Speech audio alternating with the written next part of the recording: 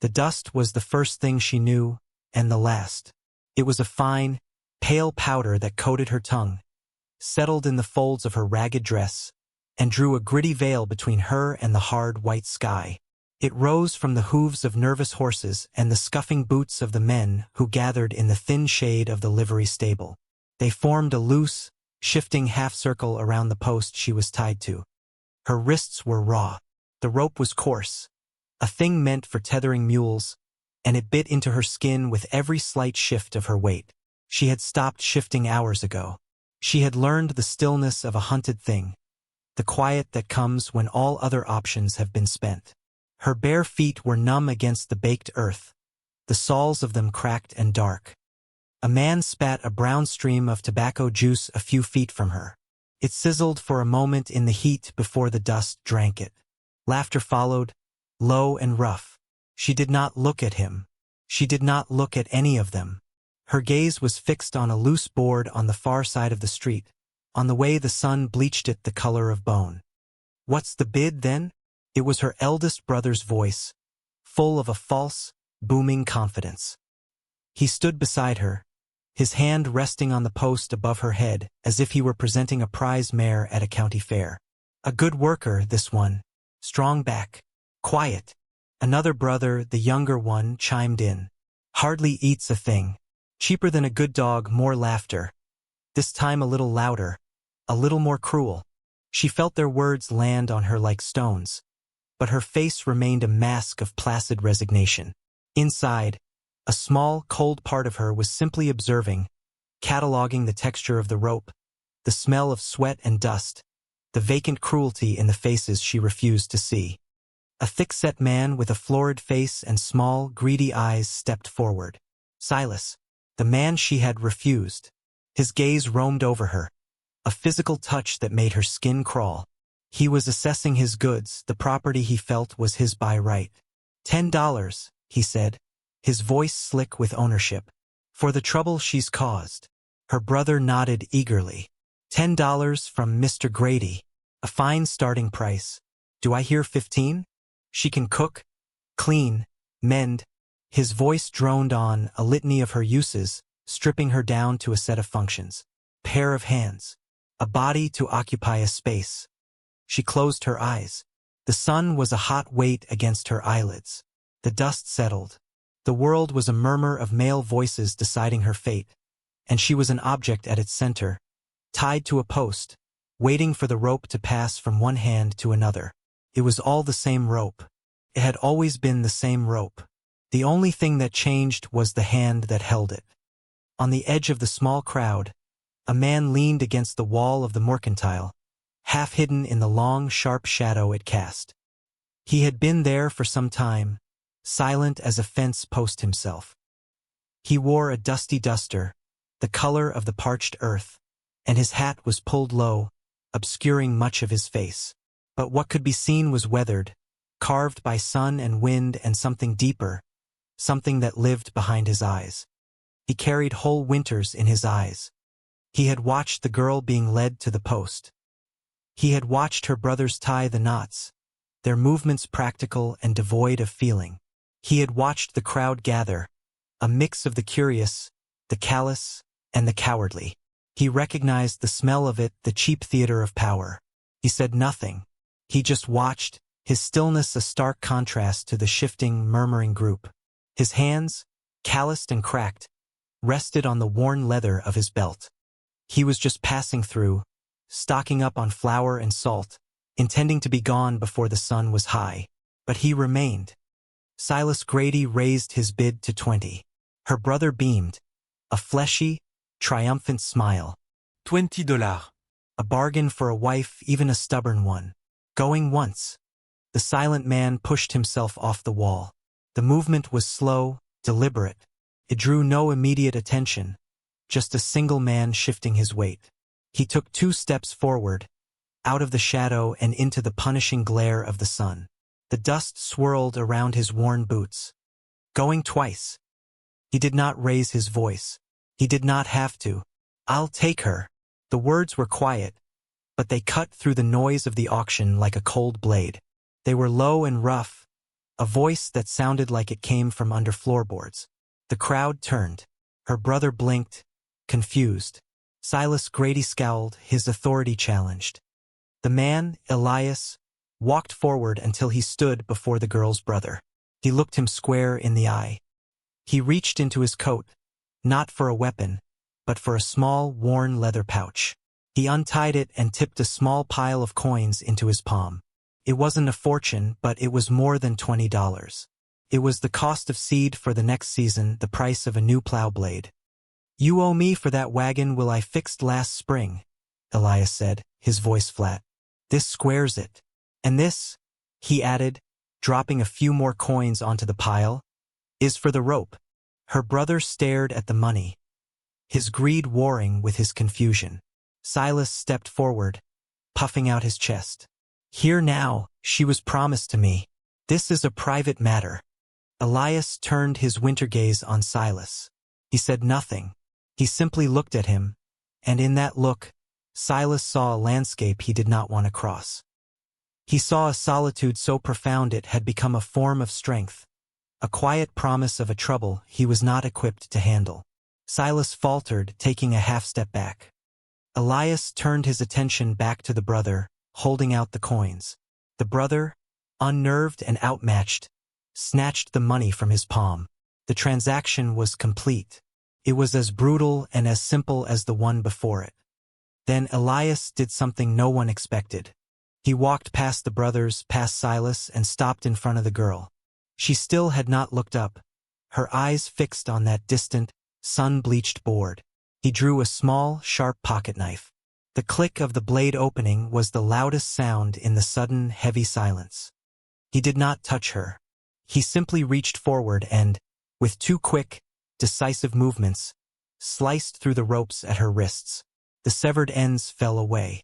Her hands remained where they were for a moment, ghost limbs still held by a memory of restraint. Then, slowly, they dropped to her sides. He folded the knife and slipped it back into his pocket. He turned and started walking, not looking back to see if she would follow. He simply walked away from the crowd, away from the town, his boots kicking up small puffs of dust that lifted behind them like ghosts. For a long moment, she did not move. Her wrists throbbed with the sudden return of blood. She could feel the stares of the crowd on her back, a physical weight of confusion and thwarted expectation. She took a breath, the first one that felt like her own, tasted of dust and freedom. Then she took a step, and another. She followed the silent man walking away from the sun. The journey was a long, unspooling silence. The town fell away behind them, shrinking to a smudge of heat haze and regret. The land opened up, vast and indifferent, a sweep of pale grasses and gray-green sagebrush under a sky that was too big. The wind was a constant companion, a dry, warm breath that lifted her hair and stung her eyes. Elias walked ahead, his pace steady and unhurried. His horse, laden with sacks of flour and salt, followed him with the dull clink of its bridle. He did not speak to her, did not look back. It was not a cruel silence, she decided. It was something else. It was an open space, a quiet territory he was granting her. After the noise of the town, the endless hum of judgment, the silence felt like a balm. An hour passed. The sun climbed higher, beating down on her head. Her bare feet, already tender, began to burn on the hot ground. She stumbled, a small catch in her step, but did not make a sound. Elias stopped. He did not turn, but his whole body seemed to listen. He stood for a moment, then unhooked the canteen from his saddle. He walked back to her, his shadow falling over her. He held it out. She looked at the canteen, then at his hand. It was a large hand, the knuckles scarred, the skin cracked like dry river mud. It was the hand that had held the knife. She took the canteen. It was heavy, full. She drank, the water cool and tasting of metal and earth. It was the first true kindness she had known in months. She drank until her throat no longer ached, then handed it back. Their fingers did not touch. He took it, hooked it back on the saddle, and then, without a word, he slowed his pace. He walked beside her now, not ahead, matching his long stride to her shorter, more hesitant one. The sun was just as hot, the ground just as hard, but something had shifted. A line had been drawn and then quietly erased. They walked for what felt like the rest of the day. The sun began its long descent, painting the western sky in brutal strokes of blood orange and bruised purple. The air grew cooler. The landscape softened in the fading light, the sharp edges blurring into shadow. She saw the cabin from a distance. It was a small, dark shape hunkered against the vastness, a lonely outpost of humanity in a world of wind and rock. It looked as weathered and solitary as the man who led her to it. As they drew closer, she saw a small, fenced-in plot to the side, where a few hardy plants struggled against the dust. On a low rise behind the cabin stood a single wooden cross, stark and simple against the darkening sky. Sarah. And the girl. He had carried them here. Elias led the horse to a trough, letting it drink. He did not invite her inside. He simply opened the door and went in himself. A moment later, a faint light flickered to life within, the warm, unsteady glow of a lantern. She remained outside, a silhouette in the deep blue of twilight, watching the stars begin to prick the canopy of the sky. The house was a question she did not know how to ask. He reappeared in the doorway. He did not speak. He just looked at her, then stepped aside, leaving the way clear. It was an invitation offered in the language he knew best: silence and space. She crossed the threshold. The air inside was cool and smelled of wood smoke, old wool, and something else. A lingering absence, the scent of a life that had been lived there and was now gone. The cabin was one main room, spare and functional. A rough-hewn table with 2 chairs, a stone hearth, shelves holding a few tin plates and a small stack of books. He gestured with his chin toward a closed door on the far wall. "Yours," he said. The word was rough and used. Then he turned to the hearth. He took a skillet, some flour, some salt pork. He moved with an economy of motion that spoke of long practice and solitude. He did not look at her again. He was building a fire, preparing a meal. He had given her a room. He was offering her food. These were the terms of their unspoken contract. She went to the door he had indicated and opened it. The room was small, containing only a narrow cot with a thin mattress and a single folded blanket. A small window looked out onto the endless plains. It was a space devoid of personality, a blank page, but it had a door she could close, and she noticed, with a sudden, sharp pang of something she could not name, that there was no lock on the inside, but no bolt on the outside either. Later, he set 2 plates on the table: cornbread, fried pork, beans. He sat in one chair and motioned for her to take the other. They ate in silence, the only sounds the scrape of forks on tin and the crackle of the fire in the hearth. The food was plain, but it was hot, and it filled a hollow ache inside her she hadn't realized was so vast. When they were done, he took the plates, washed them in a basin of water, and set them to dry. He unrolled a bedroll and a blanket on the floor near the hearth, as far from her door as the room would allow. He banked the fire, leaving just enough coals to fight the night's chill. He had given her the bed. He blew out the lantern. The room was plunged into a darkness broken only by the faint, pulsing red glow of the embers. She slipped into her small room and closed the door, the soft click of the latch a declaration of safety she hadn't heard in a year.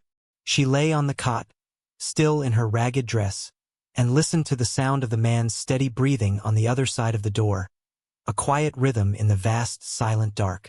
The house itself seemed to be holding its breath, waiting. The days found a rhythm of their own, measured by the rising and setting of a relentless sun. They moved around each other in a slow, careful orbit, their lives defined by work and a shared, profound silence. He would rise before dawn, his movements quiet, and be gone to mend fences or check his traps by the time the first light touched the floorboards. She would wake to the emptiness of the cabin and the small portion of bread and dried meat he always left on the table for her. First, she did nothing. She sat in her small room, a ghost in a borrowed house, and watched the world through her little window. She was waiting for a command that never came. He asked nothing of her. Then, one morning, she emerged and found the broom leaning by the door. On impulse, she swept the floor, the rhythmic scrape of the bristles a strangely satisfying sound. She gathered the dust and ash into a small pile and cast it out into the wind. When he returned that evening, his eyes flickered to the clean-swept floor.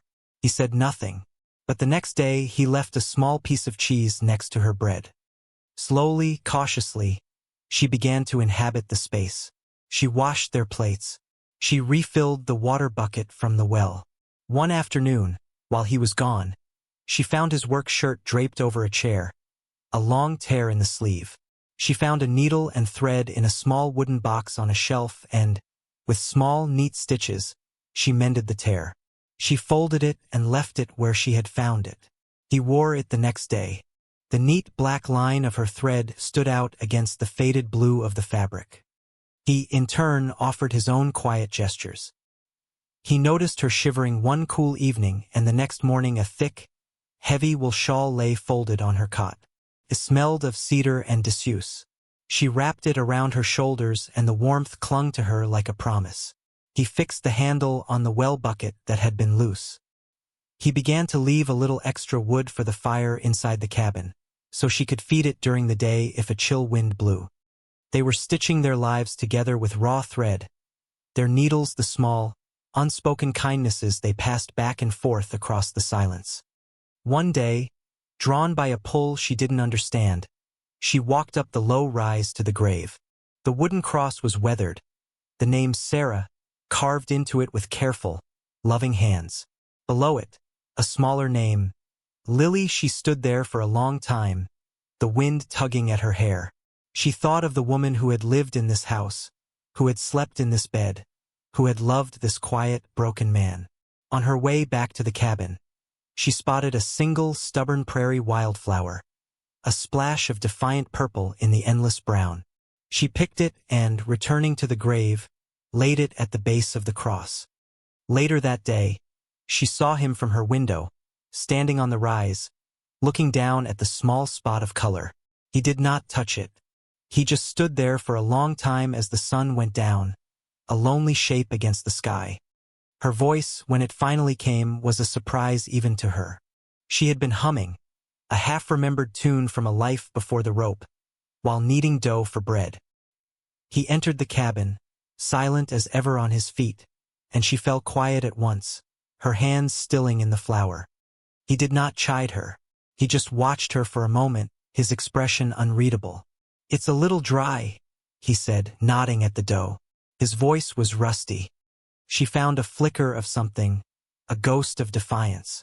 "You didn't complain about mine," she murmured, her own voice thin as a fence rail. A corner of his mouth twitched, the barest hint of a smile. He took a dipper of water and added a small splash to the bowl. "There," he said. He did not leave. He leaned against the doorframe and watched her work the moisture into the dough. The silence that fell between them was different now. It was companionable, shared. That night, a storm rolled in. The wind turned mean, shrieking around the corners of the cabin and rattling the window in its frame. Rain came down in hard, driving sheets. Lightning split the sky, followed by cracks of thunder that shook the very ground. She lay on her cot, the wool shawl clutched around her, and listened to the fury of the world outside. With each clap of thunder, she felt a tremor of old fear. It reminded her of shouting voices, of a door being slammed, of a small room locked from the outside. She curled into a tight ball, her breath catching in her throat. A small, choked sound escaped her lips, a sound she could not hold back. In the main room, Elias heard it. He got up from his bedroll by the dying fire. He came to her door and stood there, a tall shadow in the intermittent flashes of lightning. He did not knock. He did not try the latch. He simply stood guard, a silent sentinel against the storm, both outside and in. He remained there until the thunder faded to a distant rumble, and the only sound was the steady drumming of rain on the roof. The next morning, the world was washed clean. The air smelled of wet earth and sage. They sat by the newly kindled fire, drinking hot coffee from tin cups. The silence was heavy, waiting. She looked at him, at his tired face illuminated by the firelight. The question had been sitting on her tongue for weeks, a smooth, heavy stone. She finally let it fall. "Why?" she asked, her voice barely a whisper. "Why did you take me?" He stared into the flames, his cup held in both hands. He seemed to be watching a story unfold in the dancing light. A long time passed.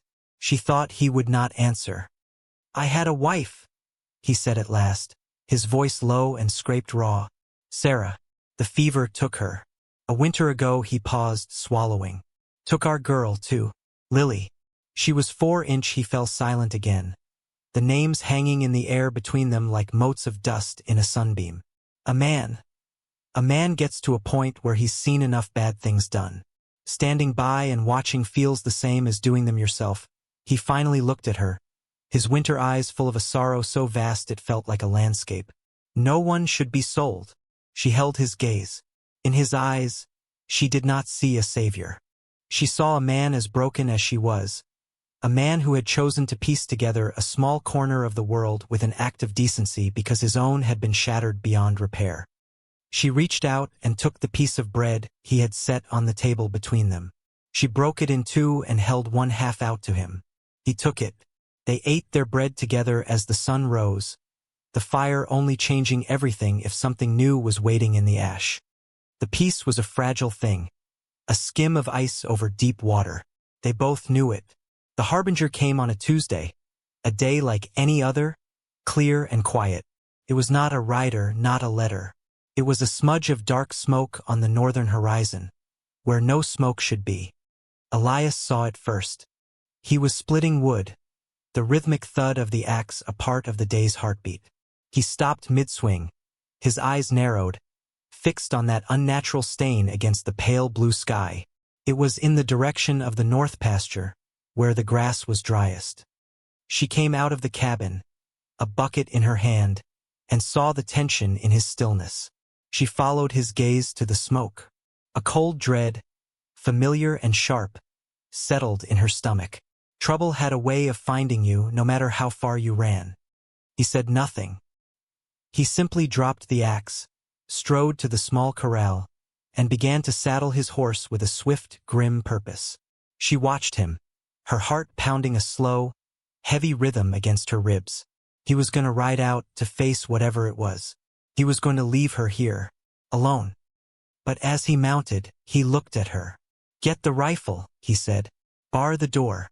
Don't open it for anyone but me." His voice was tight, commanding. He was not abandoning her. He was arming her. He was trusting her. He rode hard toward the smoke.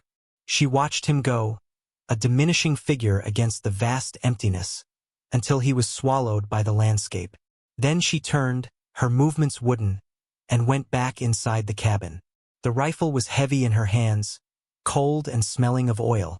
She barred the door, the thick wooden beam sliding into place with a solid, definitive thud. And then she waited. The silence in the cabin was enormous. Hours later, as dusk began to bleed across the land, she heard the sound of approaching horses. Not one, several. Her breath caught. She moved to the small window peering out from the edge of the frame. It was them. Silas Grady, her two brothers flanking him like carrion birds. They rode with an arrogant slowness, sure of themselves. And they were leading Elias's horse. The saddle was empty. Section Silas dismounted, a cruel, triumphant smirk on his face. He swaggered toward the cabin, his spurs jingling. "Come on out, girl," he called, his voice thick with possessiveness. "Your cowboy friend had an accident. A fire is a terrible thing. He won't be coming back for you." Her blood ran cold. She saw it then, the black heart of their plan. They had not come to fight Elias. They had come to remove him. "I've come to collect what's mine," Silas continued, his shadow falling across the door.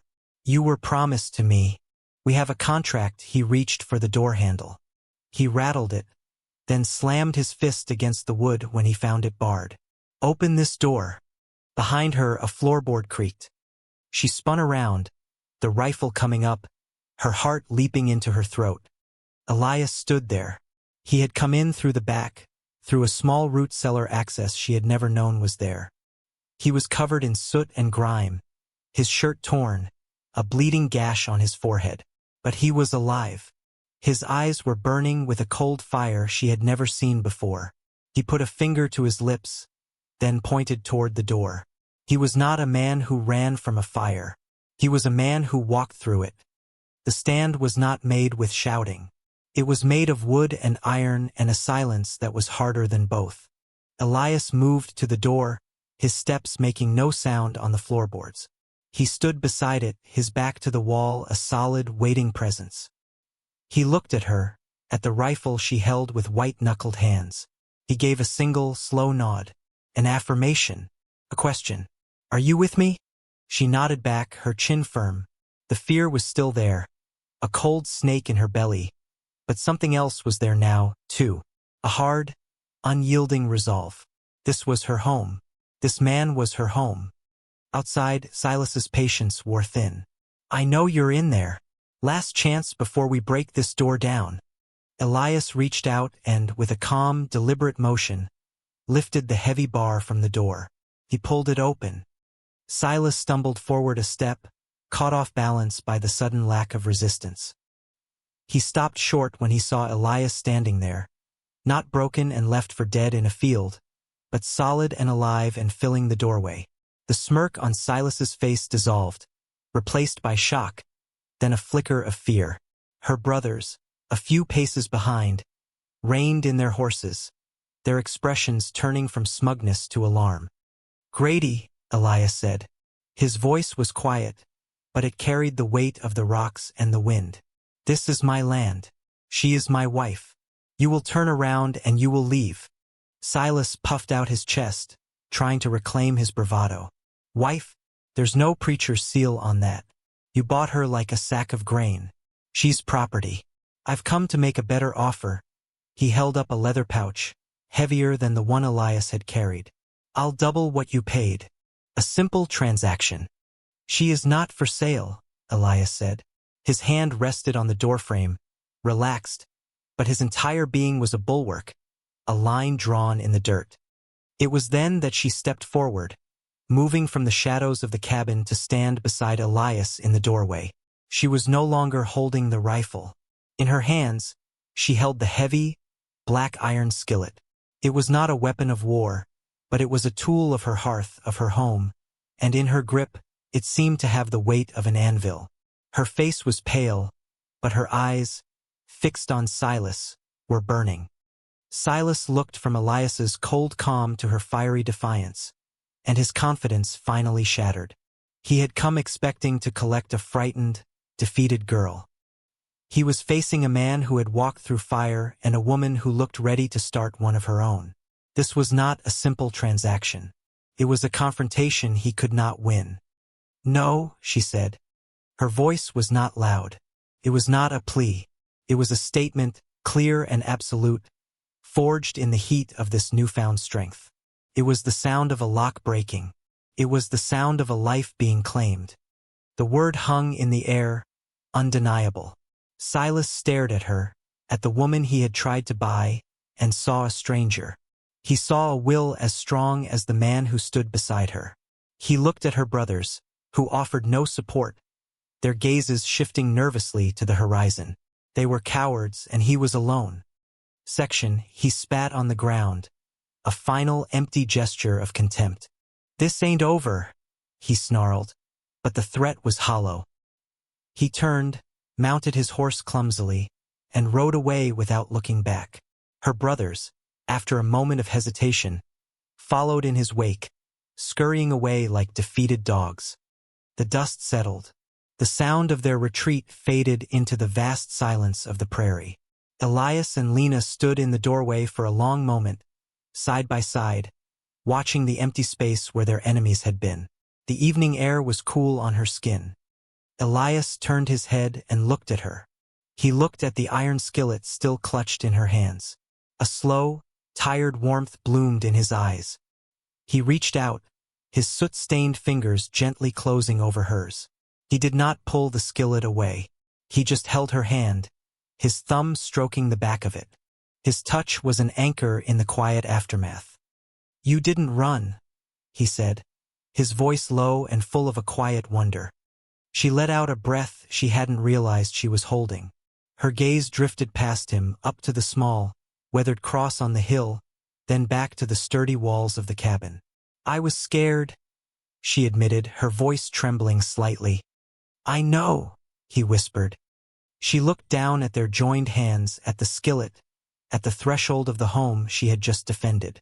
"This is home," she said, the words soft but sure. And it was true. Home wasn't a place you were given. It was a place you fought for. That night, the air in the cabin was thick with unspoken things. The fire in the hearth burned low, casting long, dancing shadows on the walls. They sat at the table, a plate of reheated beans between them, the silence a living presence. "They'll be back," Elias said finally, breaking it. He wasn't looking at her, but at the flames. "Or they'll send the law. They'll say you're not my wife. They'll say you're a runaway." She waited, her hands folded in her lap. She knew this was not the end of his thought. He looked up, his gaze meeting hers across the small table. The firelight carved gullies of shadow and light into his face, revealing the bone-deep weariness and the stubborn bedrock of his honor. "We could make it true," he said, his voice quiet. "The part about you being my wife. If you'd have it, we could ride to the next county. Find a preacher." It was not a declaration of passion. It was a practical offer. A shield. A wall. But beneath the pragmatism, she saw the truth of it. It was an offer of permanence. A promise to stand with her, not just for a night, but for all the nights to come. She looked at this man, who had bought her with a debt and freed her with a knife, who had given her a room and then a home, who had walked through fire for her. She gave a single, slow nod. The corner of his mouth lifted in that rare, fleeting smile. Later, as he was banking the fire for the night, he paused. "All this time," he said, his back still to her, "they never once called you by your name. The whole town. Your brothers," he turned, his face etched with a quiet curiosity. "I'd like to know it." The name felt like a relic from another life, a thing she had buried for so long she had almost forgotten its shape. To speak it now felt like an act of profound vulnerability and profound reclamation. She hesitated, then drew a breath. "Lena," she said. He tasted the name, repeating it softly, letting it fill the space between them. Lena, it sounded like a prayer. It sounded like a beginning. He had not just bought her freedom. He had given her back her name.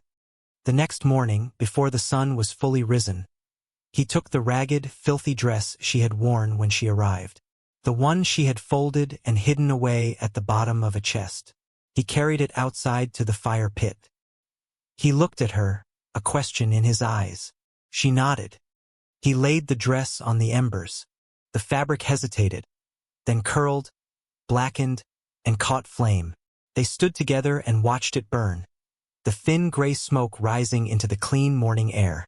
They watched her past turn to weightless ash and drift away on the wind. It was a funeral and a christening all at once. Afterward, they began rebuilding the section of fence near the north pasture that the fire had claimed. The work was hard. He showed her how to dig the post holes in the hard-packed earth, how to stretch the wire taut. Their hands brushed as they worked, passing tools back and forth.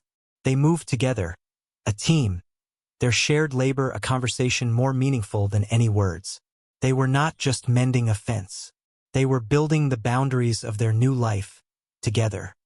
Months turned into a year. The harsh lines of the landscape softened with the seasons. The raw, open wounds of their pasts began to scar over, knitting into something stronger. Laughter, a rare and startling sound at first, became a more frequent guest in the small cabin. It started with a poorly baked loaf of bread she made that was hard as a rock. "That loaf died in vain," he'd said, and she had laughed, a real, full-throated laugh that made him smile. One evening, sitting on the porch watching the sunset paint the sky, he turned to her. "You're either the kindest man I've ever met," she said quietly. Or the most foolish? He considered this for a moment. Can't I be both? He asked. She rested her head against his shoulder, and they sat in comfortable silence as the stars came out. Winter came, blanketing the prairie in a deep, cleansing snow. The grave on the hill was covered, a soft, peaceful mound. The world outside was cold and still, but inside the cabin, it was warm. The house, which had once felt so hollow and haunted by absence, now felt full. It breathed with the rhythm of their lives.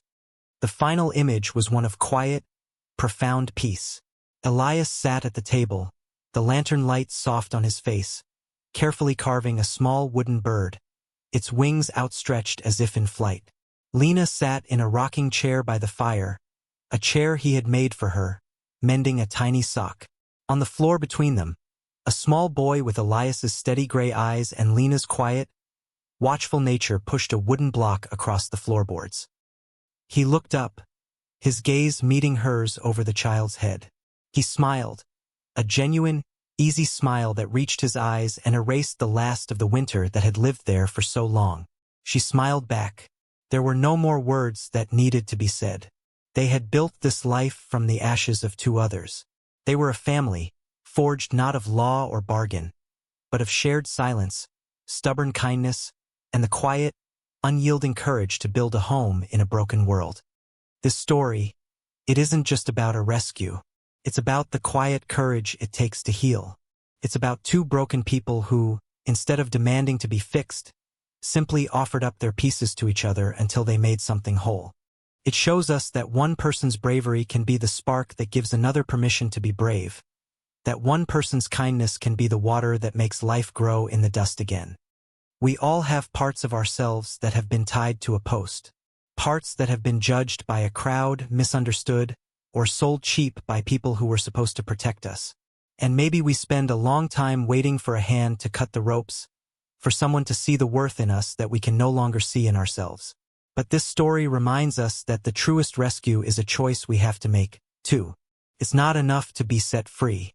We have to be brave enough to follow that silent stranger into the unknown. We have to be brave enough to pick up the skillet and defend our new home. We have to be brave enough to speak our own name aloud, even if it feels foreign on our own tongue. A life isn't just something you are given. It is something you build. You build it one mended fence post at a time, one shared meal, one quiet sunrise.